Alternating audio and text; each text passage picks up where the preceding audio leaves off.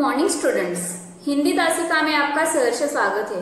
बच्चों, भारतवर्ष में 3 मुख्य ऋतुएं हैं, सर्दी, गर्मी और बरसात। प्रत्येक ऋतु की अपनी छटा, अपना आकर्षण होता है। वैसे तो तीनों ऋतुओं का अपना अपना महत्व होता है, लेकिन वर्षा ऋतु को बड़ा ही महत्वपूर्ण माना जाता है, क्योंकि वर्षा जीवनदायिनी है। वर्षा से ही पृथ्वी पर जीवन कायम रहता है। मई महीने की झुलसती धूप और गर्मी से वर्षा हमें राहत दिलाती है। पानी की छोटी छोटी बूंदें बादल बनकर बरसने लगती हैं और खेत, बाग, मैदान चारों ओर हरियाली छा जाती है। ये बूंदें ही हमें जीवन देती हैं। तो बच्चों, आज हम एक कविता पढ़ने जा रहे हैं। कविता का शीर्षक है बूंदें। प्रस्तुत कविता में कवि रोहिता श्वास्ताना जी ने बरसात की बूंदों का और सृष्टि में उनकी वजह से होने वाले बदलावों का सुंदर वर्णन किया है। तो अब हम कविता पढ़ेंगे। रिमझिम गाती बूंदे, धरती पर है आती बूंदे, खेतों बागों मैदानों में हरियाली फैलाती बूंदे, धरती से नालों नदियों में सागर में मिल जाती बूंदे। अब इन पंक्तियों के कठिन शब्दार्थ हम देखेंगे। खेत का मतलब है कृषि क्षेत्र। नाला का मतलब है पानी का छोटा प्रवाह अथवा धारा। सागर का मतलब है समुद्र। अब इन पंक्तियों का अर्थ हम देखेंगे। रिमझिम गाती बूंदे, धरती पर हैं आती बूंदे, खेतों बागों मैदानों में हरियाली फैलाती बूंदे, धरती से नालों नदियों में सागर में मिल जाती बूंदे। इसका मतलब है बरसात की बूंदें रिमझिम करती हुई आकाश से धरती पर आती हैं। ये बूंदें खेतों, बागों और मैदानों में गिरती हैं। इससे खेत, बाग और मैदान हरे भरे बनते हैं।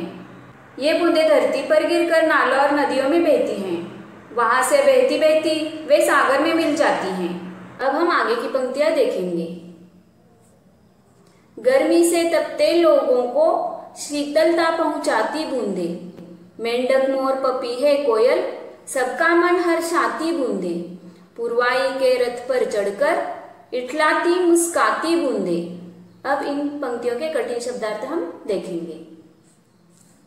गर्मी का मतलब है उष्मा। शीतलता का मतलब है ठंडक, ठंडक। पपीहा का मतलब है एक काले रंग का पक्षी।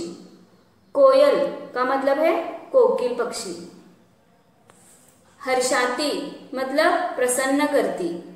पूर्वाई का मतलब है पूरब दिशा से आने वाली वायु। इटलाती का मतलब है शान से, गर्व से चलती। अब इन पंक्तियों का अर्थ हम देखेंगे। गर्मी से तपते लोगों को शीतलता पहुंचाती बूंदे, मेंढक मोर पपीहे कोयल सबका मन हर्षाती बूंदे, पुरवाई के रथ पर चढ़कर इठलाती मुस्काती बूंदे। इसका मतलब है गर्मी से परेशान होने वाले लोगों को ये बूंदे ठंडक देकर आराम पहुंचाती हैं। बरसात की बूंदे मेंढक, मोर, पपीहे और कोयल आदि सबके मन को प्रसन्न करती है। पूरब की ओर से चलने वाली हवा रूपी रथ पर सवार होकर ये बूंदे खुशी से झूमती और मुस्काती हैं।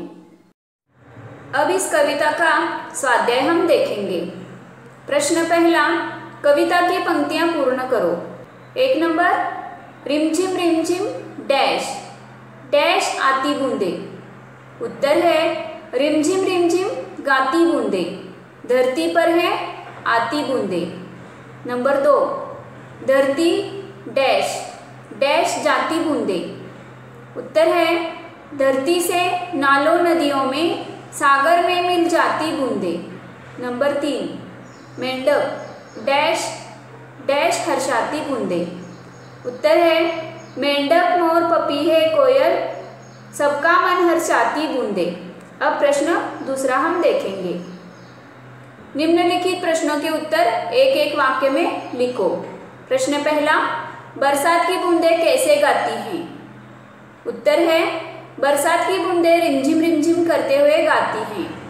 प्रश्न 2, बूंदें कहाँ कहाँ हरियाली फैलाती हैं? उत्तर है बूंदें खेतों, बागों और मैदानों में हरियाली फैलाती हैं। प्रश्न 3, अंत में बूंदें किसमें मिल जाती हैं? उत्तर है अंत में बूंदें सागर में मिल जाती है। तो बच्चों, इस प्रकार आज हमने बूंदे यह कविता सीखी। इस कविता में हमने बरसात की बूंदों से सृष्टि में होने वाले बदलावों का सुंदर वर्णन पढ़ा। साथ ही कविता पर आधारित स्वाध्याय भी देखा। उम्मीद है आपको यह कविता समझ में आई होगी। धन्यवाद।